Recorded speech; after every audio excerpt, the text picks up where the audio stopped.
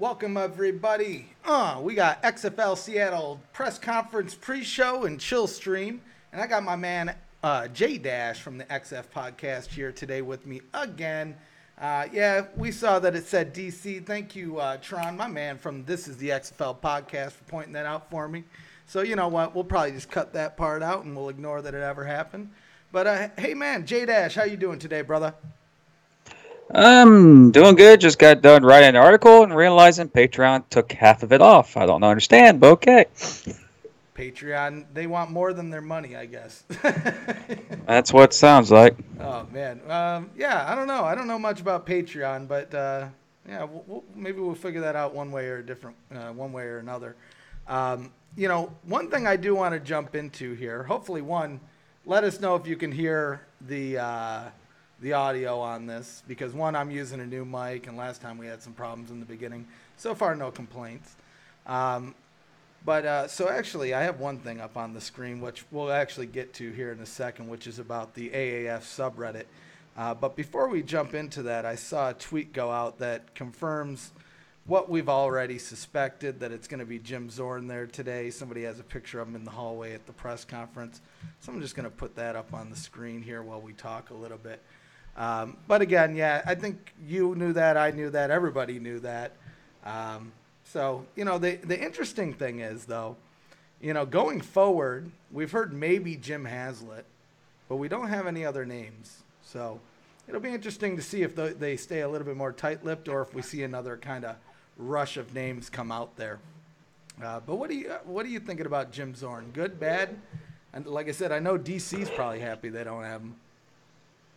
Well, as everyone knows about coaches, you really can't judge a coach on day one, how he was hired. Yes, everyone, when you think of Jim Zorn, everyone will remember what he did as the head coach of the Washington Redskins. Do you remember the Washington Redskins starting quarterback back then was, I know it's, not going to be a big name, but Jason Campbell was the quarterback then. They just got over a coaching a turnover from Gibbs. So when you look at Zorn, you look at what he's done as a player. Zorn is a perfect definition, in my opinion, of a XFL, AAF, or USFL, WFL type of player, because he was an undrafted player. And he signed with the Dallas Cowboys. He went the hard way to get into the roster. And he spent some years in Seattle, so he knows the area of Seattle. So does this mean this is going to be a great hire for Seattle? Not really. Can it be? Yeah, because he knows the region. He knows the Pacific Northwest. He knows people who work for the Seattle Seahawks. They have a good working relationship from what I've seen. He's in their Ring of Honor. Jim Zorn is a part of Seattle's history when that franchise started in 1975, I think. So, yeah, I like the regional hire. Does that mean that Seattle is going to love this guy? I have no clue. They don't even like Pete Carroll there sometimes. Yeah. And he's won them a Super Bowl. But it's always wait to see. Yes, he's not a big splash hire like Bob Stoops, not as popular, and maybe not as pep. But you got to look at the three coaches so far between the XFL and their hiring. Mm-hmm. Bob Stoops, local, Texas, Oklahoma region. Very popular, big-time coach, head football coach. Pep Hamilton from D.C., knows the D.C. region. He's part of the coaching trio of the Jim Harbaugh and John Harbaugh. He's coached quarterbacks, Andrew Luck, and Jim Zorn, Northwest, Seattle. He has stints in Baltimore, Washington, Detroit, Seattle, and Kansas City. And he had a very good career for a player that was not supposed to be anything. But now we're here today at the press conference of Seattle. So don't judge the book by its cover, because you don't judge him on what he did in Washington. Come on, DC is a big type market, and if you've usually failed there, you're not getting a job anywhere else. It's like in every other major market, Boston, New York, and L.A. But it's wait and see. But right now, Jim Zorn, maybe not a big flashy name, but people up in Seattle, they know who Jim Zorn is. Yeah, and I think that's what's important, right? At least at bare minimum, people there are going to know him. His name's already in the stadium, right? Like you mentioned, he's in the Ring of Honor there. So if anything, it'll put butts in seats again, for the first weeks at minimum. But if he can build a good team, and again, this is what the XFL is for, building yourself up, building these teams, proving yourself. But you got to give credit. You got to give credit one thing about Seattle. They support every team they have. For sure. Yeah. And they support the Seattle Supersonics before the NBA said we don't like it here anymore. Yeah. And believe me, they'd still love to have that team back. Oh, they've been trying to. Oh, yeah. Yeah, it'll be good. And this, again, goes back to the point. And, again, I've seen a lot of people complain about the fact that the XFL used majority NFL cities. But that, I think, is going to be the real difference between them and the AAF is you're in big markets. There's, millions of people that live there that have nothing to do. The average population, I know. Yeah, I know. I just went over you a little bit. Sorry, but you're good. But the average population of all 8 major cities that the XFL is in, the population of the cities is 4.3 million. Mm-hmm. Yeah. The average population of AAF, 1.6. Well, and you can see it in the stands. And, regardless, we'll even go by the numbers that they report. We'll just say that there was 10,000 people in Salt Lake over the weekend. Salt Lake is a small city. I've been to Salt Lake. You can go drive there in rush hour traffic and still drive, the speed limit, right? That, to me, I don't know. That wasn't a smart pick. I get that they don't have any major teams other than basketball, right? I don't think they have a hockey team. And even if they did, does anybody even watch hockey? I don't know. I thought so growing up in Detroit, but, you move down south and nobody knows what hockey is. So I never know anymore. Hey, easy. I know hockey. Oh, yeah.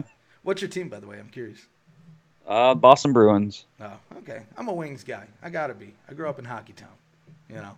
They're not treating me so well lately, though. So no.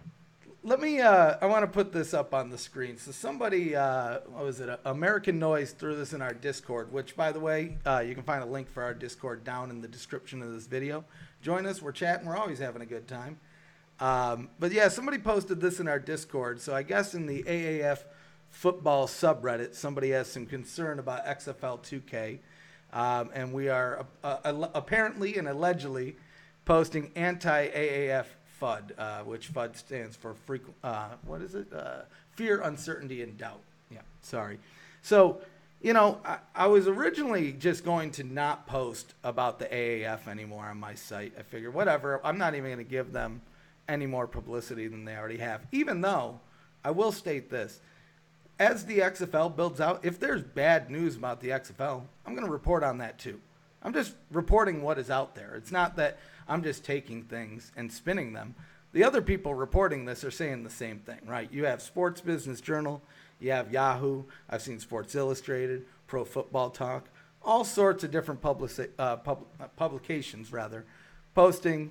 And I wouldn't even say it's negative or anti-AAF news. It's just the facts, right? I guess this all started out with last week, first the news of them not receiving money on their TV deals, which, again, it is what it is. I get why it's better being on TV for free than it is not being on TV at all. So, okay, good. I get that. But then it rolled out to the fact that they were either bailed out or Tom Dundon bought in, however you want to look at that. Again, just reporting on it. But then my favorite one came out today, and I just couldn't help myself, and I had to report on it. So I'm going to pull up the tweet from Darren Rovell about the AAF is now being sued. I don't have the gentleman's name right now, but it sounds like the AAF was originally they were looking to just reboot the XFL, which makes a lot more sense now. Everything kind of makes a lot more sense as far as why the XFL came around, why the AAF is even there, and the documentary, right? The 30 for 30. But I don't know. Any thoughts on that kind of news, that news, breaking news, if you will? What, you're saying that the AAF is a copycat league? No, could it be? What it sounds like, or what I've read, is that Charlie Ebersol went up to Vince to get the naming rights for the XFL, and also he had to go to the NBC And I think both NBC and Vince said, no, you're not getting it.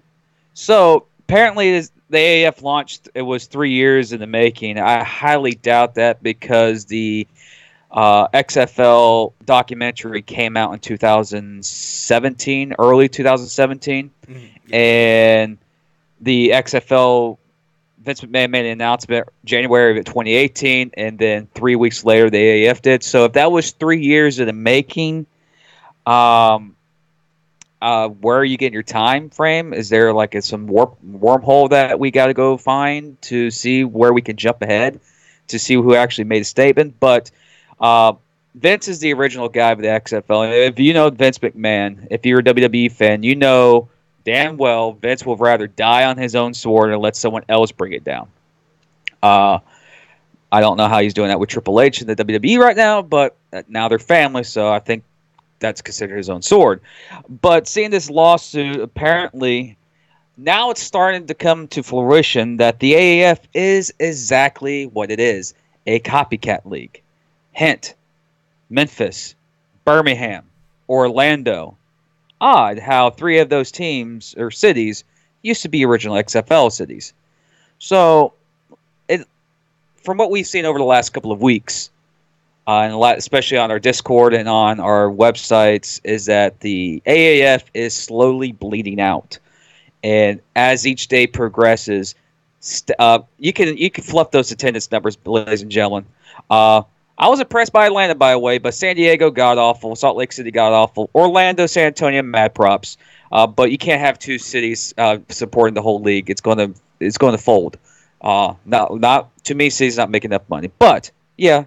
From what I see, from what the AAF is, it's a laughing stock, and it's clearly a copycat league. And the AAF fans are like, no, it's not. We're this, and this. Well, it's just been official. You are the XFLs. Let's just say you are the adopted kid that the XFL did not want to adopt. So you are part of family now, but sorry, you're not the XFL. You're the Alliance of American Football Alliance, or the Alliance. Make up your damn mind. Is it Survivor Series 2001 again? I don't know, but anyways, I regress. They are definitely the redheaded stepchildren, and quite honestly, again, I like the AAF for what it is. I like some extra football, but again, let's be honest here. When you look at the salary difference alone, that in itself is going to make up for the difference in play. People say there's a diluted market already. There's already a whole group of people that just weren't willing to go to the AAF that are going to go to the XFL. And again, they may be backups. They may be folks in the CFL. They may be people that we haven't even heard of yet that, maybe their scouters did some reporting on. But that is going to be the difference. And then you add on to this is all without the TV deals. The TV deals, you add that alone, the fact that people aren't going to need to go on BleacherReport.com to watch your game or have an NFL Network subscription. No, 2 games on broadcast TV and 2 games on cable. Remember, go on. Remember, nobody's watching and nobody cares. Oh, I'll do you want another dagger in your league? There it is. Thank you, Rod Wilson. And I love they made the poor young reporter girl go on Twitter and make up the story like, oh, he was telling me, these things to make me feel better. Man, AAF, get your stuff together. We don't even have to make fun of them. That's the best part. I do it for fun now. Honestly, I could care. I want the AAF to succeed, but I also it's too funny not to joke and poke fun at them. Which again, on the flip side of the coin, I expect them to make fun of the XFL, and I'm not going to get sandy about it. That's just how rivalries are supposed to be, Yeah, I'm not. I knew from the beginning that the AAF was a copycat league, forced league, because you're seeing signs of it being forced because of what we've seen in 2001. So I love them crying when they say there's 10,000 plus in Salt Lake City. Man, I wish I could have AAF attendance predict my amount of income I make a month. I'll be a billionaire right now. Seriously. Oh, dude, you're telling me, man. Yeah, it'll be interesting too because this is still cause that was Salt Lake's first home game, I believe, right? So they still have a few games left there. I'm curious to see what the end of the season. Granted, I will say it was cold there, but if let's say the team is still, they only have 1-2 wins, last 2 games of the season, ooh, that's going to be a stretch, and it's going to be hard to fluff up those numbers. It's going to be hard to say you have 10,000 people again if you have less people than were there this weekend, And then you had mentioned Atlanta. If they keep that record they have there, I don't know if that attendance is going to stay the way it is either, right? No. So, and again, we could be digging our own graves here. Don't get me wrong. The XFL could absolutely fail next year, and there could be absolutely no people at their games. But I think just from an outsider looking in, just looking at the way it's being organized, the types of people they have in place, the types of deals that they're making, even the type of wording they're using. They're not trying to be so boisterous, if you will, as they were the first time around. It's more of a professional feel to it. And I think once we get to those games on TV, that's another big criticism I've been seeing online is the AAF just feels bush league. It feels amateur, the camera angles. And I get a lot of it is due to them not wanting to show the crowd. But I think the XFL, just that too, their production value. Vince McMahon knows how to do marketing and he knows how to do production. And he can tone down the boisterous and all that, the extreme, if you will. And people will tune into this game, especially if, going back to our conversation last week, if you get a Tebow or a Kaepernick or one of those guys in there, or even you get a guy, I hate to even say this, but a Johnny Manziel in there who quite honestly has been pooping it up the last few years, whether he's been in the NFL or not. But let's say he goes in there and he's good. He starts playing like he should, and he's not all, he's not out partying and doing dumb crap. Hey, you know what? People, I think, will watch that, especially if you put him up in Dallas. There's enough A&M fans up there. They will watch that, But I wanted to say this. As an XFL fan, I'm reading your questions or your comments on the live chat. Had someone mention that how are we not anti-AAF but make fun of them? Well, I'm anti my brother and I make the fun out of him all the time. I'm anti against my sister, but I still make fun of her. So basically what I'm trying to say is that the AAF, yes, I want the AAF to succeed. I really do. There's some quality storylines that you can see there. Like yesterday, Atlanta. I would love to see a comeback in Atlanta. It would have been nice. Problem is, when they say half the stadium is chanting Aaron Murray, can you hear it? And the announcers say on live TV, nope, they didn't hear it. That's kind of shooting yourself in your arm. Am I anti-AF? Yes. Am I pro-AF? Yes. I'm both. I'm a critic of both. I'll be a critic of the XFL, like I'm a critic of a team in Seattle. But unfortunately, we have a team in Seattle. I'm a critic of a team in Houston. Well, we have a team in Houston. You can be anti-XFL, anti-NFL, anti-whatever. You can also be a critic of that as well. That's the meaning of being a fan / supporter / journalist / podcaster / whatever. Well, and I agree. And, even to add to that, I kind of look at it like, let's say you are a Bears fan. Although you watch the NFL, you're definitely going to make fun of the Packers, right? And that doesn't mean that you hate the Packers and you want Aaron Rodgers to die. But you're going to make fun of them when they do something stupid or they get blown out or their kicker misses 5 field goals in a game. Same with the AAF, right? It's the same type of thing. It's just a rivalry, And again, I expect them to make fun of the XFL. Just have some fun with it. Don't be so angry. It's just the internet, kids, I don't know. Sorry. Sometimes you got to call a spade a spade. Hey, there are 30,000 fans in San Antonio. There's actually 30,000 fans in San Antonio. Hey, there's 20,000 fans in San Diego. Well, are you talking about the empty seats, or are you actually talking about the 10 people over there holding signs? Mm-hmm. No, see, my critic of the AAF right now is that kickoffs kill the momentum of the game. They really do. I'm sorry, they just do. Um, and also, why are we always fluffing the attendance numbers? Give us a real number, please, because someone will snitch on the real number. And I do know that tickets are being given away for free in Orlando. Not as much this past week, but the first week it was. But stop lying to the fans about everything's okay while behind you things are burning. So The reason why they're mad at the XFL is, and the reason why, here's my other to the guy who was questioning about my anti-AAF. I was pro AAF until the head coach of the Arizona Hotshots, Neuheisel, said it was a smear campaign about the financial situation about the AAF.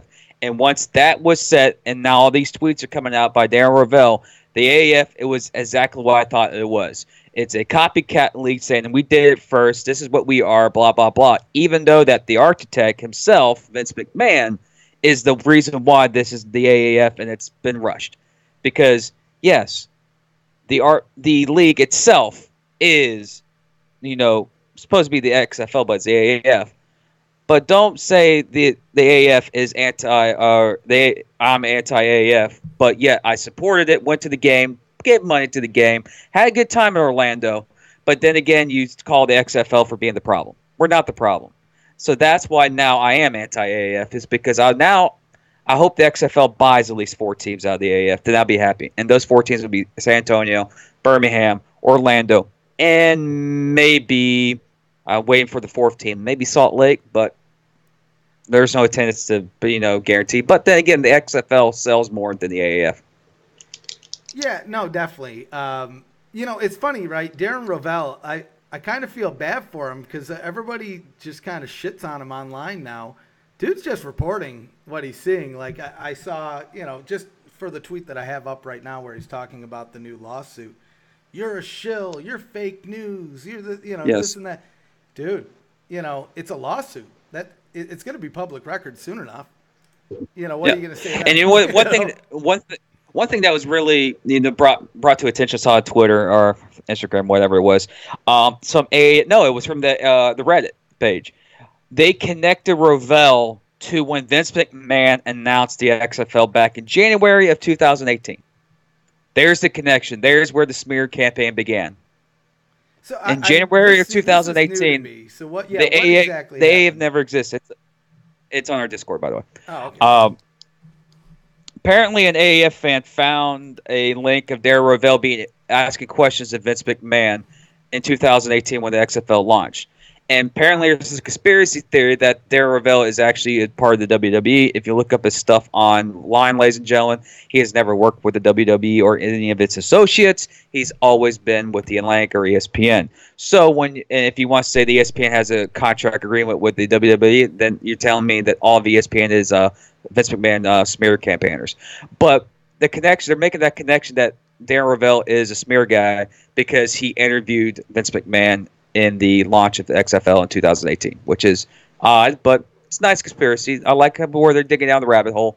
But Darren Rovell is just breaking news like it is. And now with this lawsuits coming out, more of the AAF's dirty work is becoming clearer. No, absolutely. Real quick, I do want to take a step back about the seat fluffing. So I will give the AAF 10% of a pass on fluffing their numbers because that's something all sports teams do. Even Vince McMahon does. The one thing that I won't, give them any leeway on is the fact that when you fluff your number, I imagine you're probably just trying to round up, right? And if that is the logic they're using here, I don't know where they're rounding up because, again, we've touched on this, and I'm sorry to even go back to it, but that Salt Lake crowd was nowhere near 10,000. Maybe 5,000, 6,000? No. Maybe? And even then I'm a little iffy on? I don't know. I said that the crowd in Atlanta was about maybe 15,000 people because it looked like it. And then they get out of the number out there going, attendance is 10,000. I'm like, oh, wow, so my number is way off. Either they don't know how to fluff the numbers or they don't know how to count. Yeah. But we do know that in Salt Lake City, there were not 10,000 people there. And last night in San Diego, which was a good game, by the way, me anti-AF, I watched that game. It was an exciting game. They said the announced attendance was like 15,000, and it looked like there were only about 6,000 fans there. So there's actual different numbers between ticket spot and actual appearance or actual attendees, but you don't put those two numbers together to make a grand number. You just don't. Yeah, well, not now in the day of the internet when you can look at photos and, I saw people even online saying, oh, that was from before the game or that was the pre-show. There's plenty of pictures of them playing on the field, and quite honestly, it looked like there was less people in the second half in a lot of these instances. But one thing it is, from what I can put besides this, next week, it looks like midweek next week we'll have another announcement of a head coach. I'm digging in to see what city it is, but I do know next week we'll have another announcement. Hey, always not like the new information. I don't think I've read that anywhere, so hopefully that comes out to be true. We got a few minutes left, so I want to let we'll go into shill mode here. Drop your links to your Patreon, your YouTube, all that good stuff, and then we'll head out and watch this conference. You can go follow me on my Patreon page. Go to www.patreon.com/XFpodcast. You can follow us on Twitter at XFpodcast, or you can just go to our YouTube page at FS Podcast. We're updating our videos there. We're switching over to where my co-host does his page. He's the guy that does all my editing on the videos, or all of our editing on the videos. So Patreon's for free, but a $1 donation would be awesome. It'll help, and we're going to try to get a big group to get together, maybe at one of the first XFL games. So come up, support the page. Donations would be cool. Help the product, and plus, if you want to be an editor, if you want to be a part of a podcast, we're always looking to expand. Good stuff, man. And I'm going to put the links down in the description of this video as well. But yeah, before I let everyone go, drop us a follow on Facebook and Twitter at XFL2K.com. And then clearly here, give us a like, comment, subscribe, and hit that bell to see when we're dropping new videos. Some are going to be pre-recorded and some are going to be live, just like this one. So let's get signed up, everybody. I'm going to let everyone go, and let's go see if predictions are true and if the confirmation is true. But it sounds like Jim Zorn. And hey, man, good talking to you again. We'll do this probably next week if you're down. Probably. That's if my work schedule works with the announcements. Yeah, kind of same here as well. All right, brother. Good talking to you. All right. See you guys later. See ya. Good talking to everyone.